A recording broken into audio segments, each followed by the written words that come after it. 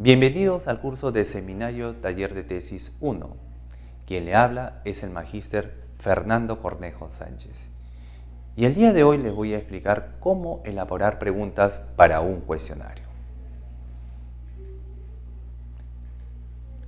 Los contenidos para este trabajo es conocer los tipos de pregunta, saber cómo elaborar preguntas cerradas y simples, elaborar preguntas cerradas con múltiples respuestas, elaborar preguntas abiertas y elaborar preguntas cerradas o abiertas en conjunto. Vamos a ver cada una de ellas. Los tipos de preguntas para un cuestionario son dos: preguntas cerradas, preguntas abiertas. Las preguntas cerradas pueden ser o se pueden caracterizar por que son preguntas cuyas alternativas de respuesta son limitadas. Estas pueden ser preguntas cerradas simple y preguntas cerradas con múltiples respuestas. Las preguntas abiertas, como lo indica su nombre, son preguntas que solamente el que va a exponer o el que va a ser entrevistado puede asumir una gran cantidad de respuestas. Las preguntas pueden ser abiertas simples o preguntas combinadas. ¿Cuáles son las ventajas de elaborar una pregunta cerrada simple? Veamos a continuación. En primer lugar, tenemos que considerar que estas preguntas son delimitadas, son fáciles de contestar y fáciles de registrar. Es decir, podemos codificar, podemos interpretar, podemos analizarlo de una manera muy fácil. Otra de las ventajas que es importante es que no se necesita de entrevistadores muy especializados. ¿Cuáles entonces son las desventajas de elaborar una pregunta cerrada simple? Es que en algunas ocasiones estas respuestas pueden ser forzadas, o en algunos casos estos tipos de respuestas impiden clarificar un poco más las respuestas. Veamos un ejemplo de pregunta cerrada. Podríamos preguntar: ¿estudia actualmente?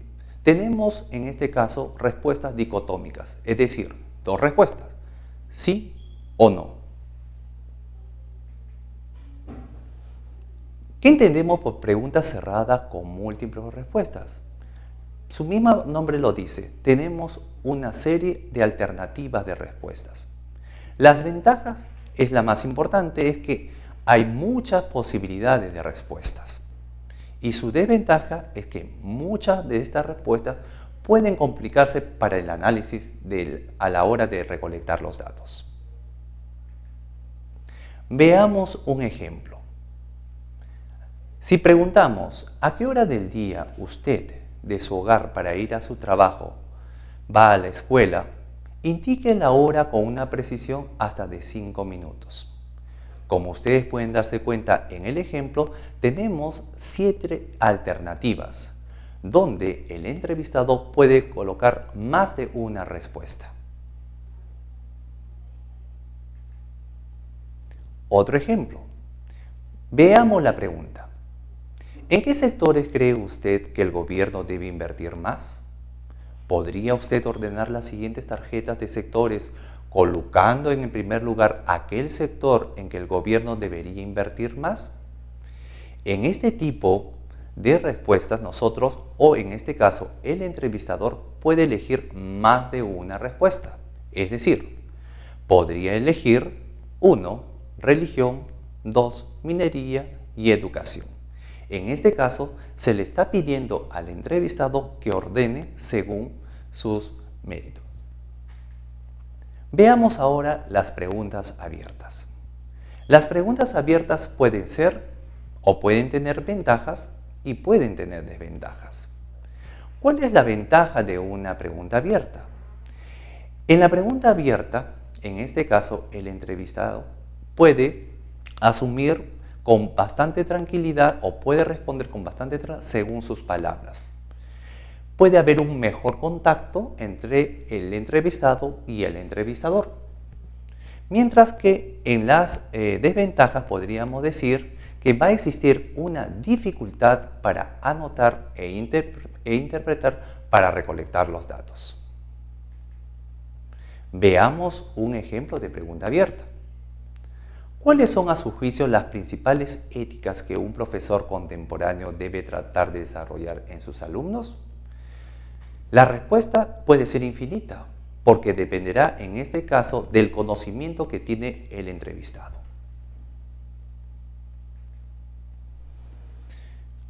Nosotros podemos elaborar dentro de nuestro cuestionario preguntas cerradas y preguntas abiertas.